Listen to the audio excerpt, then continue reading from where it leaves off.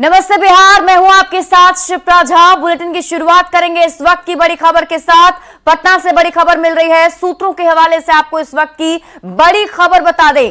30 जनवरी तक छुट्टी पर गए हैं के पाठक। के पाठक ने अपनी छुट्टी बढ़ाई है। सामान्य प्रशासन विभाग को उन्होंने पत्र भेजा है। आपको बता दें कि पहले 16 जनवरी तक के पाठक छुट्टी पर थे, लेकिन अब वो 30 जनवरी तक छुट्टी पर रहेंगे। 2 से 3 दिन में नए एसीएस की पोस्टिंग कर सकती है सरकार, ये सूत्र हमें बता रहे हैं। सिस्टम से नाराज है के पाठक। सूत्रों के हवाले से जो खबर मिल पा रही है उसके मुताबिक सिस्टम से नाराज है के पाठक। शिक्षा विभाग के अधिकारी के पाठक को मनाने में सरकार अब विफल है। 2 दिनों से लगातार के पाठक को मनाने की कोशिश हो रही थी। नए अधिकारियों का नाम भी सरकार के स्तर से तय हुआ है, ये भी सूत्रों के हवाले से जानकारी मिल पा रही है। अब तक सचिव वैद्यनाथ यादव हैं एसीएस के प्रभार में, लेकिन ये सूत्र बता रहे हैं कि जल्द ही नए एसीएस की पोस्टिंग सरकार करा सकती है।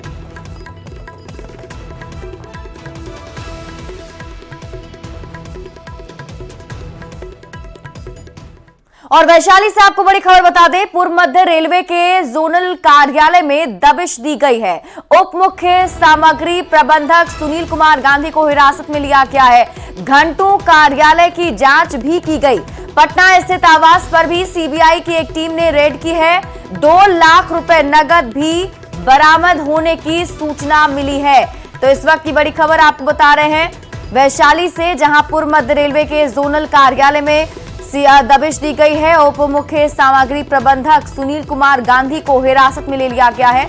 बताया जा रहा है कि सीबीआई की टीम उनके पटना स्थित आवास पर भी पहुंची थी, जहां रेड की गई और एक टीम ने वहां रेड की है। करीब 2 लाख रुपए नगद बरामद किए गए हैं। खबर हाजीपुर से आ रही है, जहां सीबीआई ने एक बड़ी कार्रवाई करते हुए एक वरीय पदाधिकारी रेलवे के जो है उन्हें हिरासत में लिया है। और इस जोनल कार्यालय में, पूर्व मध्य रेलवे के जोनल कार्यालय में जो भंडार विभाग है, उस विभाग के जो मुख्य सामग्री प्रबंधक है सुनील कुमार गांधी, उन्हें गिरफ्तार किया है, उन्हें हिरासत में लिया है। आरोप ये लगाया गया है, उन पे आरोप ये है कि टेंडर मैनेज करने के नाम पे जो था वो रिश्वत ली जा रही थी। और पटना स्थित आवास पे भी छापेमारी की गई है। और यहाँ पे देखिए, ये भंडार विभाग का ये कार्यालय है, जहाँ पे घंटों सीबीआई पहुंची थी। घंटों छानबीन करने के बाद जो सुनील कुमार गांधी, जो यहाँ के जो प्रधान मुख्य सामग्री प्रबंधक हैं, उन्हें अपने साथ ले गई है। उनकी गाड़ी भी साथ में ले गई है। और बताया ये जा रहा है कि पटना स्थित उनके आवास पे जो है वो 2 लाख रुपए रंगे हाथ लेते हुए सीबीआई ने वहां पे पकड़ा था। उनकी पत्नी का भी नाम इसमें इसमें सामने आ रहा है। और कहीं ना कहीं इस कार्रवाई से पूरे रेलवे महकमे में जो है वो खलबली मच गई है। मैं आपको बता दूं कि ये जो भंडार विभाग है, इसका काम ये होता है कि ये जितने भी सामान जो खरीदे जाते हैं वो रेलवे के लिए, वो यही भंडार विभाग जो है वो खरीदता है, जिसके लिए टेंडर जारी किया जाता है। और टेंडर मैनेज करने के नाम पे ये आरोप लगाया कि टेंडर मैनेज करने के नाम पे बड़ा खेल यहाँ पे चल रहा था, जिस खेल की सूचना जो है वो सीबीआई को मिली। और सीबीआई की टीम यहाँ पे पहुंची है। देर शाम सीबीआई की टीम ने घंटों यहाँ पे छापेमारी की है, जांच की है। पूरे कागजातों की जांच करने के बाद जो सुनील कुमार गांधी जो हैं, यहाँ के जो डिप्टी, आपको मैं कहूँ कि CMM है, मतलब मुख्य मटेरियल सामग्री जो प्रबंधक हैं, उन्हें अपने साथ ले गई है। तो कहीं ना कहीं ये सीबीआई की एक बड़ी कार्रवाई जो है वो हाजीपुर जोनल कार्यालय में देखने को मिली है। और पूरे रेल महकमे में इस कार्रवाई के बाद खलबली मच गई है। अगली खबर दानापुर से है, जहां 11 जनवरी से लापता युवक के शव को पुलिस ने जमीन के अंदर से खोदकर निकाला है। हत्या के बाद अपराधियों ने नग्न अवस्था में युवक का शव दफना दिया था। शव के हाथ पैर भी बंधे हुए थे। नौबतपुर पुलिस ने इसका खुलासा किया है। परसा गांव के युवक अभिषेक की हत्या महज 9,000 रुपए के लिए उसके साथियों ने ही कर दी थी और साक्ष्य मिटाने के लिए इब्राहिमपुर बगीचे में शव को दफना दिया था। 11 जनवरी को अभिषेक के गायब होने की शिकायत पुलिस में दर्ज कराई गई थी। परिजनों ने आखिरी बार अभिषेक को उसके साथी अजीत के साथ देखा था, जिसके बाद पुलिस ने शक के आधार पर अजीत को हिरासत में लेकर कड़ाई से पूछताछ की तो सब कुछ साफ हो गया।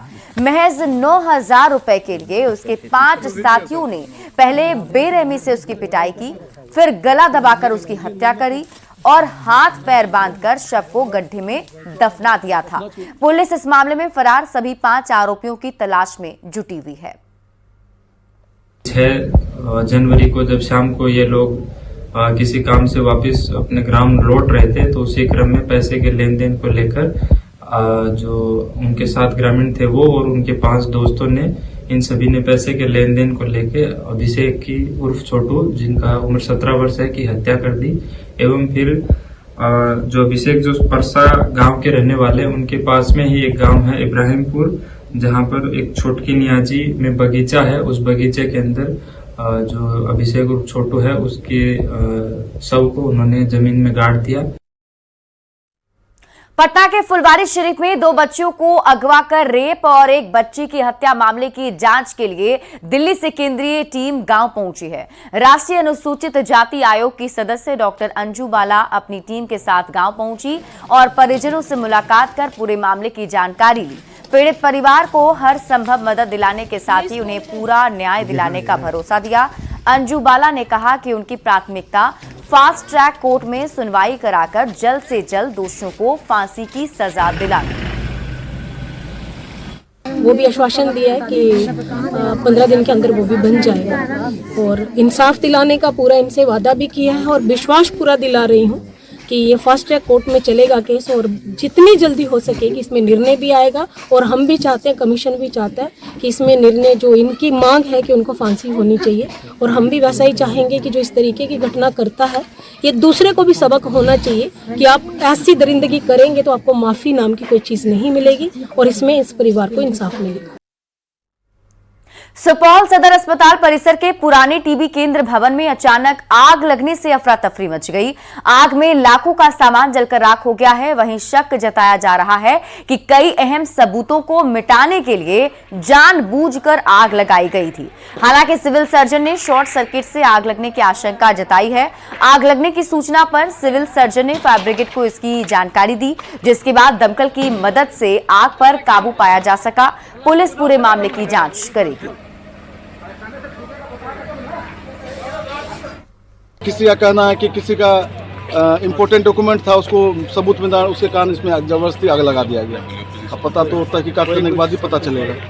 कोई कह रहा है शॉर्ट सर्किट से भी लगा। शॉर्ट सर्किट में तो आइडिया नहीं है, लेकिन बिजली का तो लाइट कटवा दिया गया है। अचानक सूचना मिली कि घर से धुआं उठ रहा है, हम आए देखे कि आग लगेगी। आग लगने का सर कोई अभी तक आग लगने के कारण तो खोजना पड़ेगा। हमको लगता है शॉर्ट सर्किट से ही लगा होगा, इसलिए कि बाहर से ताला लगा होगा। बिहार में हर निर्धन परिवार को 2-2 लाख रुपए मिलेंगे। कुछ महीने पहले कराए गए जातिगत गणना के बाद मुख्यमंत्री नीतीश कुमार ने इसका ऐलान किया था। उन्होंने कहा था कि बिहार के सभी गरीब परिवारों को 2-2 लाख रुपए दिए जाएंगे। कैबिनेट की बैठक में मुहर भी इस पर लग गई। 94,33,312 परिवार को इसका लाभ मिलेगा।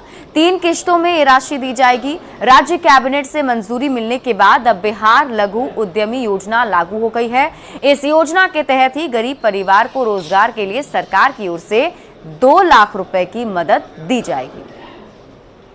इसमें जितने भी गरीब परिवार हैं, जो जिनकी आय 6,000 से नीचे है, उनको सरकार 2 लाख रुपए देगी। ये निर्णय हुआ था, आपको सभी को जानकारी है। इसमें 94,33,312 परिवार, यह निर्णय हुआ था, सैद्धांतिक सहमति इसकी दी थी।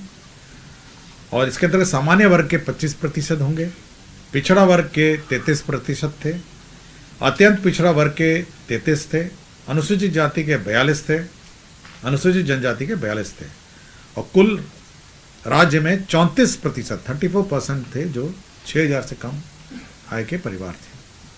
राज्य सरकार कैबिनेट की बैठक में दिल्ली में बिहार निवास पुनर्विकास कार्य पर मुहर लग गई है। दिल्ली में नए सिरे से बिहार निवास को बनाया जाएगा। बिहार निवास पर कुल 121 करोड़ 83 लाख रुपए खर्च होंगे। नया भवन 6 मंजिला होगा, जिसमें कुल 72 कमरे होंगे। कैबिनेट की बैठक में यह फैसला हुआ है कि सरकारी गाड़ी से दुर्घटना में मौत पर अब 5 लाख रुपए की राशि मिलेगी। सीएम प्रोत्साहन राशि में भी इजाफा किया गया है। मोकामा नगर परिषद में जल निकासी योजना की स्वीकृति दे दी गई है। मोकामा नगर परिषद क्षेत्र में 40 करोड़ 56 लाख रुपए का ड्रेनेज सिस्टम की स्वीकृति दी गई है। बिहार भवन है और बिहार सदन है, 3 भवन है। तो बिहार सदन नया है, बिहार निवास और बिहार भवन जो है पुराना है। यह निर्णय लिया गया कि सर्वप्रथम बिहार निवास को तोड़ के अब एक नया भवन बनाया जाए। और इसके लिए व्यय जो होगा 121.83 करोड़ का व्यय होगा। तो बिहार निवास को तोड़ के नया बनाया जाएगा और इसमें मैं बता देता हूँ कितने कमरे होंगे। यह 6 मंजिला भवन होगा जिसमें 72 कमरे होंगे, 3 VIP होंगे और 7 VVIP होंगे। और साथ ही साथ कुछ लंबे अवधि में जो रहना चाहेंगे वह 14 रूम 1 BHK एक बेडरूम अपार्टमेंट है और 6 2 बेडरूम अपार्टमेंट है। विपक्षी इंडी गठबंधन में यदि सब कुछ ठीक है तो फिर नेता बार बार ये क्यों कहते हैं कि कहीं कोई दिक्कत नहीं है, महागठबंधन एकजुट है, बीजेपी के लिए कोई स्कोप नहीं है। यदि ये बातें आए दिन मीडिया के जरिए इंडी अलायंस के नेता कहते हैं तो क्यों नीतीश कुमार के बेहद करीबी मंत्री विजय चौधरी को ये कहना पड़ता है कि हमारी पार्टी में कोई नाराजगी नहीं है। इन सब के बीच विपक्ष के जल्द बिखरने का दावा बीजेपी के नेता भी कर रहे हैं। इस रिपोर्ट को देखिए और समझिए कि जेडीयू आरजेडी में सब ठीक है तो फिर सवाल क्यों उठ रहे हैं। हम लोग टीम पे विश्वास करते हैं, टीम यूनिटी पे विश्वास करते हैं। तो महागठबंधन यूनाइटेड है, मजबूती के साथ लड़ेगा। हम लोगों को तो जो पता है कि हम लोग के पार्टी में कोई न नाराज है और न किसी को तकलीफ है। महागठबंधन तो अपने आंतरिक कलह में खत्म हो जाएगा और होना तय है।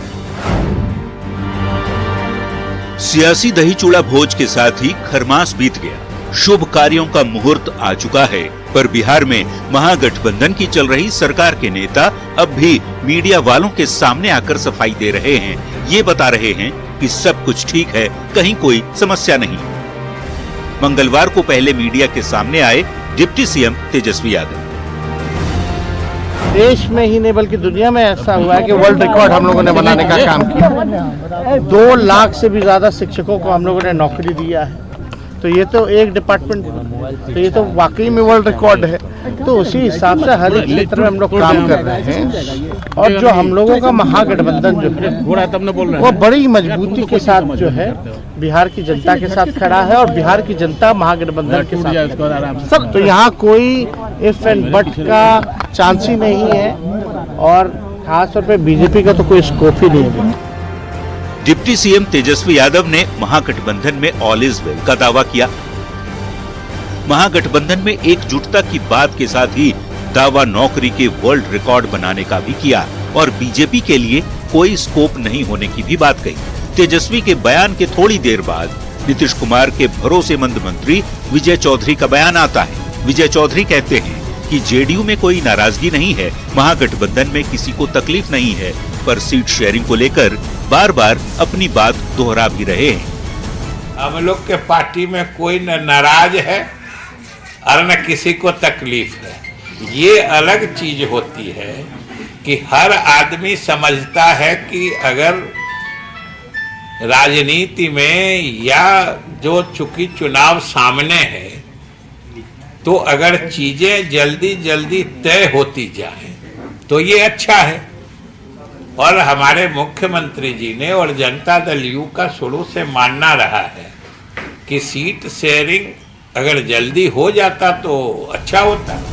बिहार के महागठबंधन के नेता एक सुर में एकजुटता का दावा कर रहे हों, पर बीजेपी के फायर ब्रांड नेता गिरिराज सिंह दावा कर रहे हैं कि बहुत जल्द आंतरिक विरोध के चलते महागठबंधन खत्म हो जाएगा। गिरिराज हवाला नीतीश कुमार के दिए जा रहे आंकड़ों का भी दे रहे हैं, सुन लीजिए। बीजेपी के लिए स्कोप तो बिहार की जनता है, महागठबंधन से हमें क्या लेना देना है।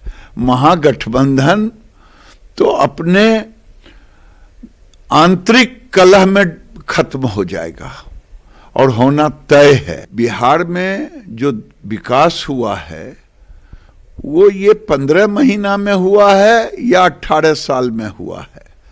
अगर नीतीश जी का एडवर्टीजमेंट देख लें, वो 2005 से तुलना करते हैं, 5 के पहले का बिहार और 5 के बाद का बिहार। तो ये तो तेजस्वी को समझना चाहिए। सियासी खिचड़ी के बाद सियासत का खरमास खत्म हो गया, पर यदि दावा एक साथ महागठबंधन की ओर से एकजुटता का और टूट का किया जा रहा हो तो फिर सवाल खड़े होना लाजमी है। सवाल यही कि यदि जेडीयू आरजेडी में सब ठीक तो सवाल क्यों। और इसी सवाल को लेकर कई तरह की कयासबाजी भी जारी है। न्यूज़ 18 के लिए दिल्ली से अमितेश सिंह, पटना से धर्मेंद्र और आनंद अमृतराज की रिपोर्ट।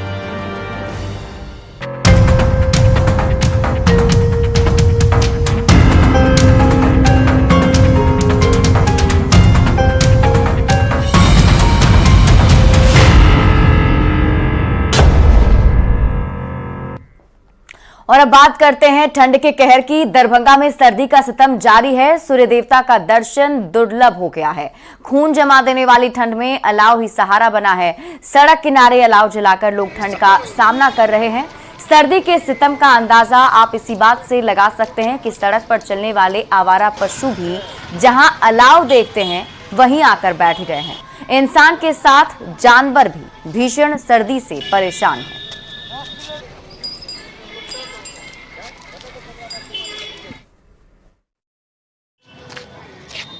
अभी सर जहाँ पर चौक चौराहा है वहाँ में 200 किलो लकड़ी नहीं गिरा पाता है सरकार। अब मान लीजिए 5 किलो 10 किलो 5 किलो गिरा देता है। अब वो भर दिन नहीं चलता पाता है। चंदा चुटकी लगा के जो है फिर मंगाया जाता है। मौसम तो 2-3 दिन से देख रहे बहुत बुरा स्थिति है। ठंडा लग रहा था आके रहने पर।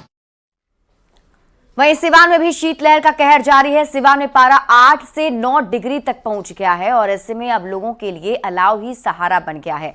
जिला प्रशासन की तरफ से भी अलाव का इंतजाम किया गया है। ठंड इस कदर है कि लोग जब घर से निकल रहे हैं तो जहां अलाव देखते हैं वहीं बैठ जाते हैं। शहर के MM कॉलोनी का जायजा लिया है संवाददाता मृत्युंजय सिंह ने। बिहार में शीतलहर का कहर जारी है। सिवान में भी शीतलहर से लोग परेशान है। कड़ाके की ठंड इस कदर है कि जगह जगह जहां भी लोग की अलाव दिख रही है वो तापने को मजबूर है। आप देख सकते हैं यह तस्वीर MM कॉलोनी की है। यहाँ पे कुछ पेपर और कुछ लकड़ी जलाकर अपनी आग सेक रहे हैं। चूँकि लगातार सिवान में पारा गिर रहा है 7-8 डिग्री टेम्परेचर सिवान में। ऐसे में लोगों की मुसीबतें बढ़ गई है। क्या कहेंगे ठंड को लेकर? नगर पालिका की तरफ से कोई इस तरह की व्यवस्था नहीं मिली है जिससे आम जनता को फायदा कुछ पहुंच सके। हालांकि ठंड दिनों दिन बढ़ती जा रही है और जगह जगह नगर पालिका की तरफ से आग का अलाव का व्यवस्था करना चाहिए, जिससे आम बाइक चलाने में बहुत ज़्यादा परेशानियों का सामना करना पड़ रहा है। और शहर के हर चौक चौराहे पे लोग गुजर रहे हैं जर से, वहाँ पे अलाव की व्यवस्था प्रशासन की तरफ से और नगर पालिका की तरफ से होनी चाहिए। क्या नाम है आपका? बहुत ठंड है, ज़्यादा ठंड है सर। जहाँ जा रहे ड्यूटी पर आग देखते हैं बस गाड़ी रोक के आग तापना चालू कर देते हैं। पहले बचेंगे तब ना काम होगा। क्या नाम है आपका? मोहम्मद तनवीर आलम। तो देख सकते हैं चूंकि लगातार सिवान अगर बात की है तो पारा लुढ़क रहा है। टेम्परेचर 7 से 8 डिग्री है। यानी लोगों की मुसीबतें खड़ा हो गई है। जहां वाहन की रफ्तार में ब्रेक लग गया है तो वही कुहासे और शीतलहर से सिवान के लोग परेशान है। मृत्युंजय सिंह, न्यूज़ 18 सिवान। वहीं मुंगेर के जमालपुर स्टेशन पर तेजस राजधानी एक्सप्रेस का लोगों ने भव्य स्वागत किया है। ढोल नगाड़े के साथ ट्रेन पर फूलों की बारिश की गई है। ड्राइवर और गार्ड को भी फूलों की माला पहनाई गई, फिर उसे मिठाई खिलाया गया। मौके पर बीजेपी विधायक समेत सैकड़ों की संख्या में लोग मौजूद थे। लोगों का कहना है कि जमालपुर किऊल पटना के रास्ते राजधानी एक्सप्रेस का परिचालन शुरू कराने की मांग 20 साल से चल रही थी। अब ये मांग पूरी हुई है। आपको बता दें कि मालदा, भागलपुर, जमालपुर, किऊल पटना के रास्ते पहली बार नई दिल्ली के लिए तेजस राजधानी का परिचालन शुरू हो गया। ये ट्रेन मुंगेर के जमालपुर स्टेशन पर मंगलवार को शाम 7:30 बजे पहुंची। बीजेपी विधायक समेत सैकड़ों की संख्या में लोगों ने ट्रेन के स्टेशन पर पहुंचते ही ढोल नगाड़े बजाकर भव्य स्वागत किया। ढोल नगाड़े की थाप पर प्लेटफॉर्म पर जमकर डांस भी किया। बहुत मैंने इतनी आनंद की अनुभूति हो रही है कि क्या शब्दों में वर्णन करें। बहुत दिन से हम लोग सपना देख रहे थे एक साथी कि इस मुंगेर जमालपुर होकर करके राजधानी जाए। इसके लिए कई बार हम लोग भी बोर्ड में जब थे लिखा पढ़ी किए। पूरे अंग क्षेत्र के लोगों का पुराना मांग था, चिर परिचित मांग था। आज मोदी जी के आशीर्वाद से ये दिन देखने को मिला है। हम लोग भागलपुर मुंगेर वासी बहुत ही खुशी है। और इतना ही नहीं, इस महीने के अंदर में और 3 ट्रेनें चल रही है। जमालपुर के लिए उल्लास का दिन है, खुशी का दिन है। आज मानो स्वर्ण दीप जलाने का दिन है।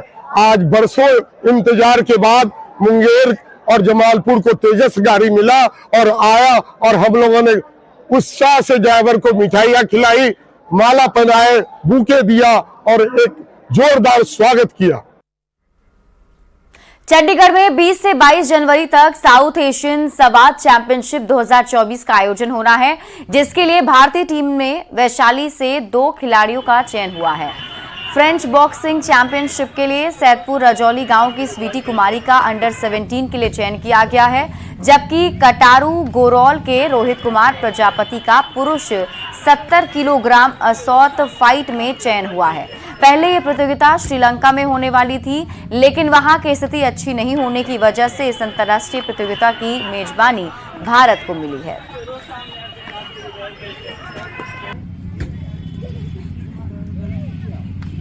बीस से 22 जनवरी तक चंडीगढ़ में साउथ एशियन सवाद चैंपियनशिप का आयोजन हो रहा है, जिसमें कि बिहार टीम से 14 खिलाड़ियों का चयन जो है इंडियन टीम में किया गया है।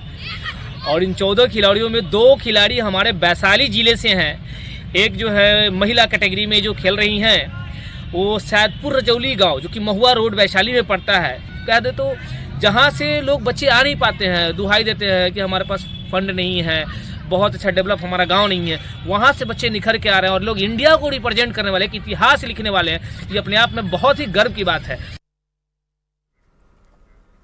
पटना सिटी के तख्त श्री हरमंदिर जी पटना साहिब में गुरु गोविंद सिंह जी महाराज का 357वां प्रकाश पर्व उत्सव मनाया जा रहा है, जिसको लेकर मंगलवार को गायघाट गुरुद्वारा से श्रद्धालुओं द्वारा भव्य नगर कीर्तन निकाला गया। नगर कीर्तन गायघाट गुरुद्वारा से शुरू होकर विभिन्न रास्तों से होता हुआ देर शाम तख्त श्री हरमंदिर जी पटना साहिब पहुंचा। पंच प्यारे की अगुवाई में गाजे बाजे ऊंट घोड़े के साथ निकाले गए भव्य नगर कीर्तन में देश विदेश से आए हजारों की संख्या में सिख श्रद्धालुओं ने भाग लिया। प्रकाश उत्सव में आज मुख्यमंत्री नीतीश कुमार भी शामिल होंगे और गुरु के दरबार में मत्था टेकेंगे।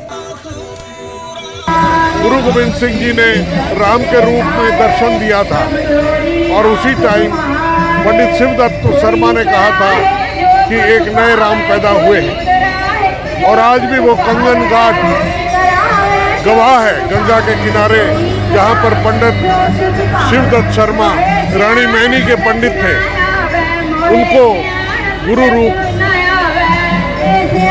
राम भगवान के दर्शन किए थे।